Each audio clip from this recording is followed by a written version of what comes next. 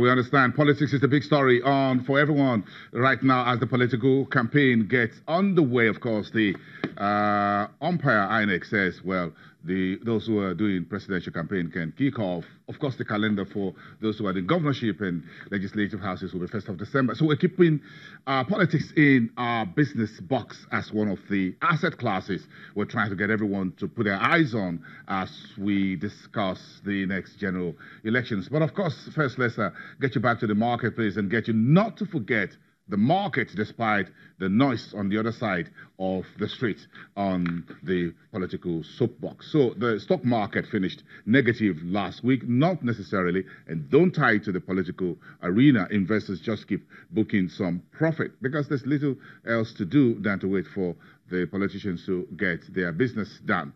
And that's where we finished off the week. Month to date, we're down about 1.3%. Year to date, 16.2% negatively. We may just most likely end the year in that negative territory, bearing any last minute rally, what you call the January effect. When will that come? We don't know. But for now, we're still on a losing streak. Take it to the next level.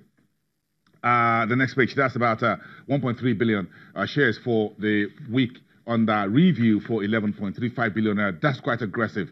This week, last week, we just finished 13,000, not of 13,000 in terms of transactions, but the banking sector give us that bloody nose, as it were, 0.83%, because that's the main market. If you're looking at the Nigerian market, you knock on the doors of the banks first, then the insurance, their cousins, which was down by 0.5% as well. Then you knock on the doors of consumer goods, that gives you a positive 0.04%. Reading, very soft. Industrial goods gave us 1.02%, but that was not significant enough to move the banks and the insurance and the oil and gas out of the way. So consumer goods finished in the green. Industrial goods also came up nicely in the green.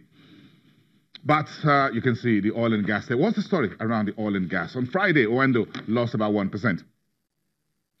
Less than 1 million in number of shares traded. Total gained 0.45%. That was not strong enough.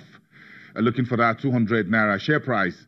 Japol was off track 4.76%, while Eternal Oil bled 9.09%. It's just a bit of a profit taken in there. Nothing significant. We haven't seen any earnings. But the story around the oil companies come through Seplat, which the market is yet to react significantly to that news of the president's approval of the renewal of 3 oil licenses for this E&P company. That was sometime last week, $25.9 million was what Seplat Petroleum paid for the renewal of those licenses, which will now be terminating in the year 2038. It's a 20-year renewal for this company, saying about 92% of its oil production in the first 9 months of this year came from those 3 oil fields, and 100% of its gas production as well. And again, of course, in the news today was that the petrol marketers, of course, which include those folks you see there, Total, Mobil, the major or the oil majors, major oil marketers, many of them on the market, and a few of the those who are much smaller, says they still want their money, says the federal government is owing them arrears or unpaid subsidies of close to 400 billion naira. That's before the current price under discovery by the NNPC regime. So this was a backlog of unpaid, about 385, close to 400 billion. This oil marketer says they want their money. The banks are breathing hard on their neck. So give us this money, but the government is yet to make that happen. That's the big story around the oil and gas this week, adding to the economic stories on your market street. But where we're going next is the housing policy. Nigeria's housing market is one big, huge behemoth of untapped market. We're just scratching around it. We haven't been able to really get it going. So what is this about the supply side of this conversation of getting Nigeria's housing market or housing industry up and running? Let's cross over to FMDQ Exchange Place in downtown Lagos. Joining us via Skype is a senior special assistant to the president on infrastructure, Mr. Mayor Khan. Thank you very much. I know it's a very busy hour right now for you at the FMDQ Exchange Place where this event is taking place. What is this big story around this roundtable? Thank you, Bosso. Nice to speak with you again. If you recall, we've consistently said that we'll partner with the private sector to be able to bridge infrastructure deficit in the sector. So basically is a second part series of what we have done the first week in November, and it involves the partnership with IFC, the FMDQ, and the government through the Family Homes Fund. So today we're sitting generally with the stakeholders to interrogate some of the issues that is plaguing the housing sector, and to try to come up with, workable solutions on how to bridge the infrastructure deficit in terms of, having affordable housing in the market. Why is the supply side very important? The supply side is very important because, most times we always brandish this number that we have about 17 million housing deficit in the market. We are over 200 million people. So the supply side is very key that we have the right type of houses in the market for the right segment of people to be able to, key into this. So it's very important that we have that supply side, treated. But we did discuss this 2 weeks ago when we had this conversation under the IFC partnership. Today we are looking at the demand side. If you look at the Nigeria housing sector, what is the key challenge here? Is it finance? Is it title deeds? What exactly is it? It's a cocktail of different issues, Busan. And yes, you've mentioned some of them. Construction finance at an affordable rate for the project developers, access to mortgage, access to land and titling. So different things are what is plaguing the housing sector. But right now, what the government is doing to try to resolve those issues, we have implemented several initiatives, which is under the CBN. We created the NMRC, and the NMRC essentially is to address issues on the secondary market. And then we have also done what we call the National Housing Program under the Ministry of Works, Power and Housing, where we have over 2,000 houses all over Nigeria. And then we also have the Family Homes Fund, which was also recently, created to be able to, provide social housing for people on the low income bracket.